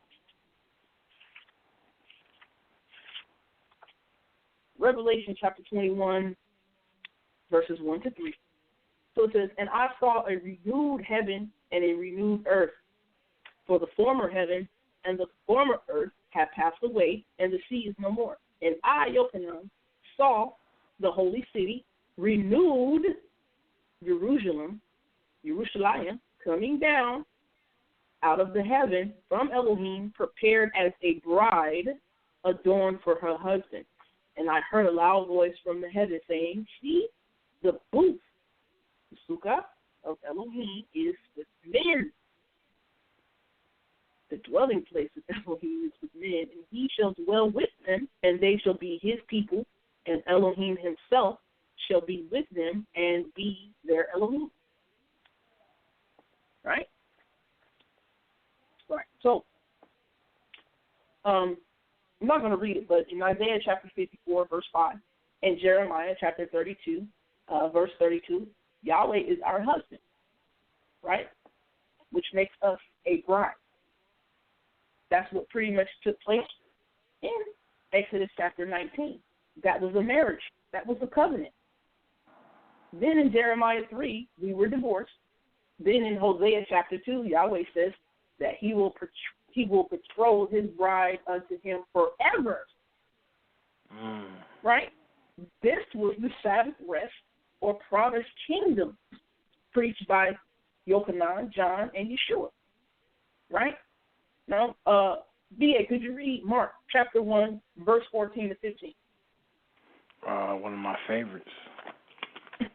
Right. One of my favorites. Mark chapter 1. Okay.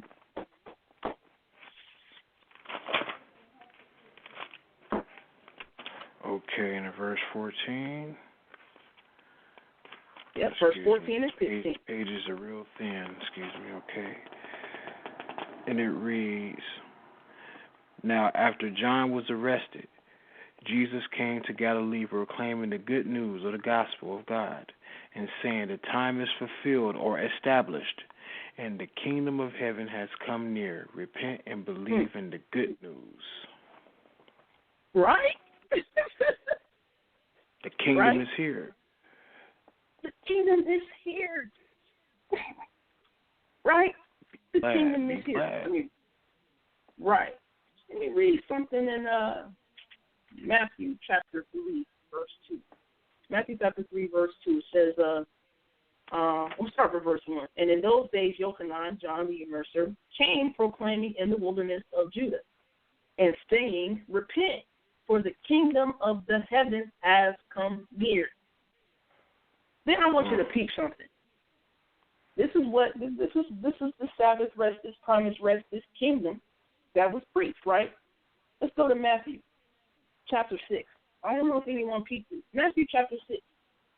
B.A. read verses 9 and 10. Yeah. Matthew chapter 6. Read verses 9 and 10.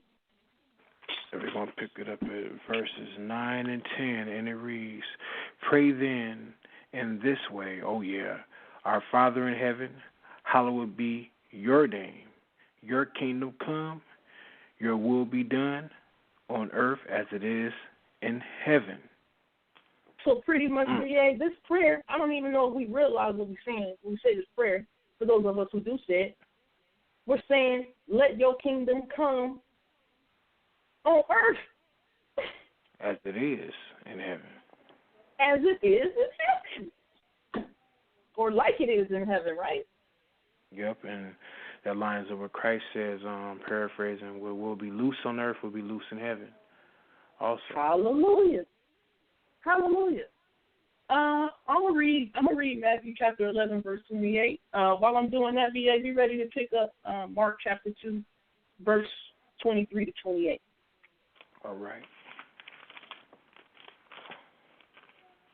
So I'm going to read Matthew chapter 11, verse 28.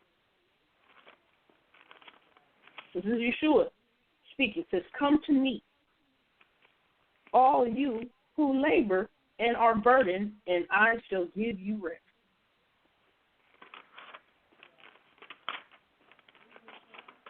This land is the rest. This rest is the kingdom.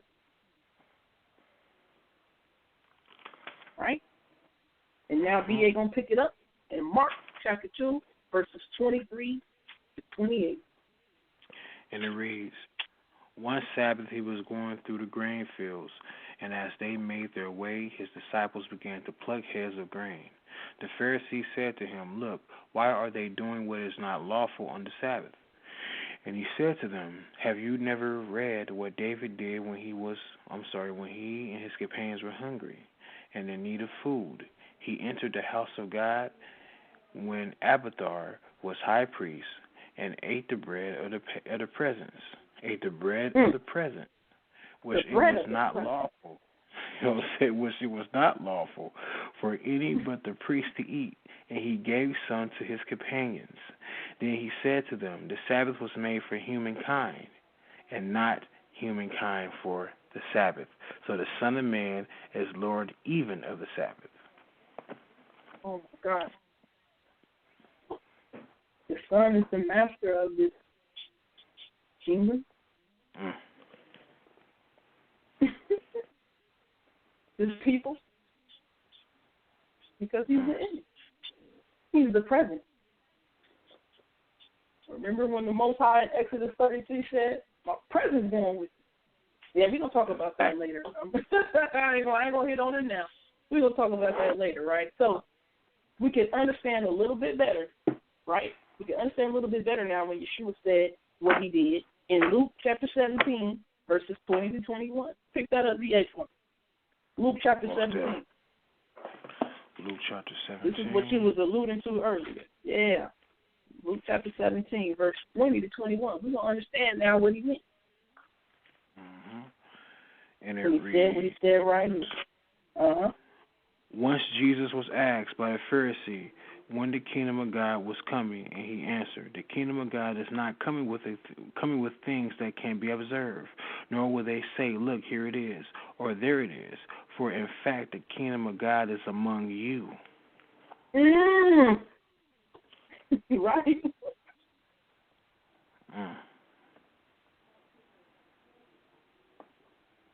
Right. Or we read in the Greek language, it also can mean the kingdom of God is inside of you. Right, inside of you. You know, when the Most High wants to meet with you on the throne seat between the cherubim. That's your mind. That's your heart. Your dwelling. That's the seat of where you, as a human being, have all your emotions, what makes you you, your likes, your dislikes, you know. So, this rest, or land, or kingdom is spiritual, right? And it's not made with hands. Still has yet to be entered by some of us, which is the Sabbath, the promised rest in the new kingdom to those who sojourn by belief or faith in that land, rest, kingdom of the promise, in the people or foundation of that promise, which is Salem or Jerusalem, right? Which is its teaching or foundation and peace, right? So we see, the flesh doesn't inherit. Flesh and blood can't inherit the kingdom, right? We know that from 1 Corinthians 15.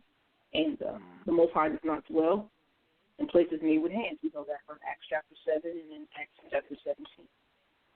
Right? So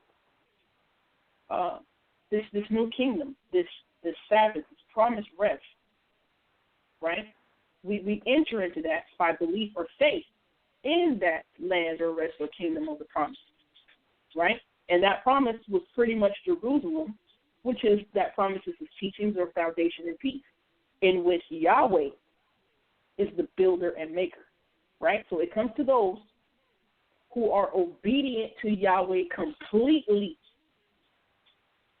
right? Do you believe in the Most High Yahweh and are obedient to him completely? That means you have to believe in whom he sent as a messenger, right? Going before them, as we saw in Exodus 33, believe in his shed blood, which provided atonement. That atonement is that reconciliation or bringing you back to the wholeness or fullness that the Most High laid out in the beginning in the garden, right? So pretty much it comes to those who are obedient completely. You believe in that sent messenger. And us as believers in Messiah, we believe that Messiah is the presence that would go with and give rest, as we saw in Exodus 33. We also believe that's the angel or the messenger in this sense of the context going before them, believe in that shed blood which provides atonement, reconciliation to bring you back to peace, wholeness, completeness, or fullness, which is the door, right? That's the door to go through to receive that salvation, bringing you back to be reconciled or bringing you back to be peacefully found. Jerusalem, bringing you back to be Jerusalem in the Most High Yahweh. That's the restoration. That's the restoration. So equals Salem, Shalom, Jerusalem, equals the land or the people, equals that rest, equals the kingdom, the Sabbath kingdom. Sabbath is not just a day. It's this rest. It's this kingdom. And when we rehearse keeping the Sabbath, every day we're preparing to be in that everlasting kingdom. We're preparing to be in that everlasting rest. We're preparing for the Most High to be an everlasting Elohim, deity, or power to us. Praise the Most High Yahweh. Anything you got to bring out, B.A., you pretty much gave out the lesson. You can most definitely look in Isaiah chapter 6, where it kind of gives an example of what it may look like when the Most High has filled the earth. Isaiah chapter 6, you can pick it up. Look up at verse 1. I'll read a little bit of it from verse 1 to verse 4, I believe. And I'm reading from the Septuagint. And it came to pass in the year in which King Uzziah died, and I saw the Lord sitting on a high and exalted throne, and the house was full of his glory. And seraphim stood round about him. Each one had 6 wings, and with 2 they covered their face, and with 2 they covered their feet, and with 2 they flew. And one cried to the other, and they said, Holy, holy, holy is the Lord of hosts. The whole earth is full of his glory. Hallelujah. Right there. Praise the Most High. Praise the Most High. Praise the Most High. I'm full, and I'm hoping to the Most High Yahweh that the people were edified, that the people are provoked to go back and take the verses and passages and texts we brought out, take it back to the Most High Yahweh, ask the Holy Spirit to lead and guide, and to come to a sound conclusion, or just to spend some more time with the Most High Yahweh and to get some understanding of the Most High Yahweh's being and character and nature, as to what the Most High is asking of us 100%. Yeah. So I'm going to say all praise, honor, and glory to the Most High Yahweh. Sal Showtime in the building. This is the second quarter. If you want to call in and ask us questions or give your comments, the number is 319-527-6239. You press the 1 to talk. Once again, that number is 319-527-6239. Press 1 to talk. Go ahead, Sal. All right, family, just a reminder, we have shows tomorrow and Friday, guys, so make sure you tune into Debate Talk Radio. You know that number, 319-527-6239. We're going to have Kalaya. It's going to be his first time presenting a Bible lesson on Debate Talk Radio. Actually, he was in the comment board on YouTube, and he reached out to me, and, now he's on the show. So anybody can reach out if you want to do a lesson. Just hit me up at debatetalkforyou@gmail.com. That's debatetalk, the number 4, and word to you @gmail.com. We'll make it all happen. Make sure you tune in tomorrow and also on Friday. Other than that, nobody else is pressing number 1 at this time, y'all. So, good. All right.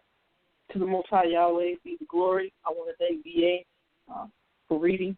I want to thank Sal for allowing this platform to go on the second quarter. Pretty much the female and the masculine coming together. Pretty much where there's the masculine and the feminine, there's creation. And we want to make sure the Most High Spirit be fully manifested and that the people get the understanding that the Most High allows us to have on this side of heaven to the full.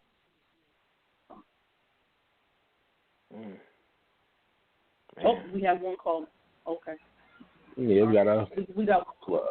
Yep, last second we got a caller. So let's go to the caller right now. 410-917 live.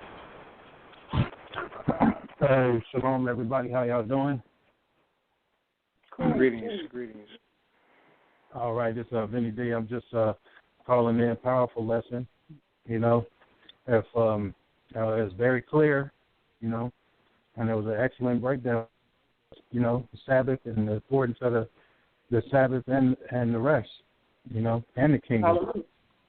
That's right. So hopefully, you know, it somebody heard it and then, you know, will want to look into it further and then see, you know, that every time they speak against the Sabbath or they say that, you know, Christ is the Sabbath, and if you're not really trying to keep it or guard it or anything or rehearse it, then you don't really believe that Christ is the Sabbath, you know.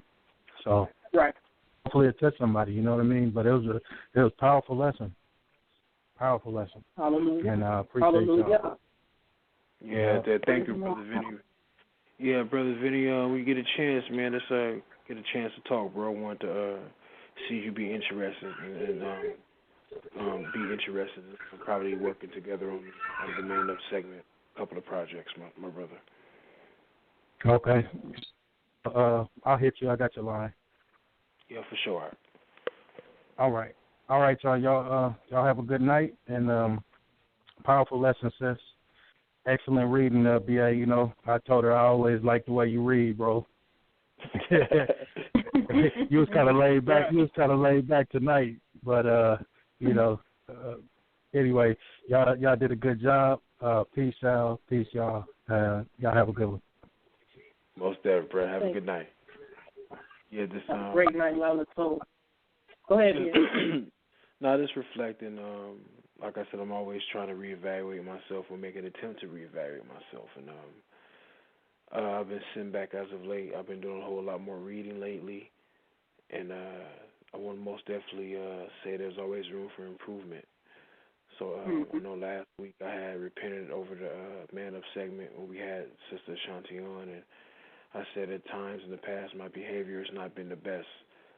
So from here on out, my goal is to show, or not even just to show, but just to show that, or just to just come to some type of realization that if I want to call myself a representative of Christ and start acting like it, instead of always trying to incite beef and call people my enemies and just let it be and just teach the word and establish the light, which we understand to be Christ. Hallelujah. Hallelujah. Yeah, Brother Benny, thank you for calling in and giving your take. And we appreciate that the lesson came out to be powerful to you. People, hopefully they start to realize and recognize that when we're practicing keeping the Sabbath, we're actually practicing and rehearsing to keep the kingdom and be in the kingdom. You know, practicing to be with the Most High forever. You know, so any more callers out? No one else is standing by at this time.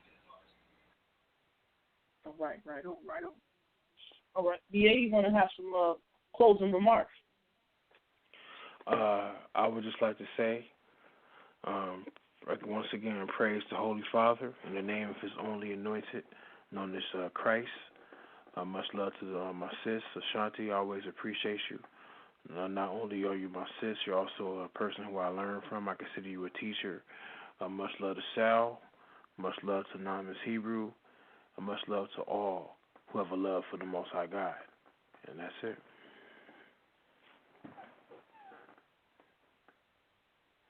All right, so with that being said, this is Sister Shan-T again. Appreciate those who tuned in now and those who are going to tune in later to the second quarter. As I stated before, this is probably a lot of meaty type teaching, a lot of collegiate type teaching. However, there's always room to progress and grow and to understand to understand what our Creator has purpose for us in our lives, as far as this walk, this journey. And sometimes we do have to challenge ourselves, even with what we priorly been taught or previously understood, and we have to re-examine those things prayerfully and look internally and do some self-evaluate and to make sure that it's on the utmost time the Most High to get the knowledge and understanding, and most of all the wisdom to be able to apply that knowledge and understanding once the Most High has revealed it and confirmed it.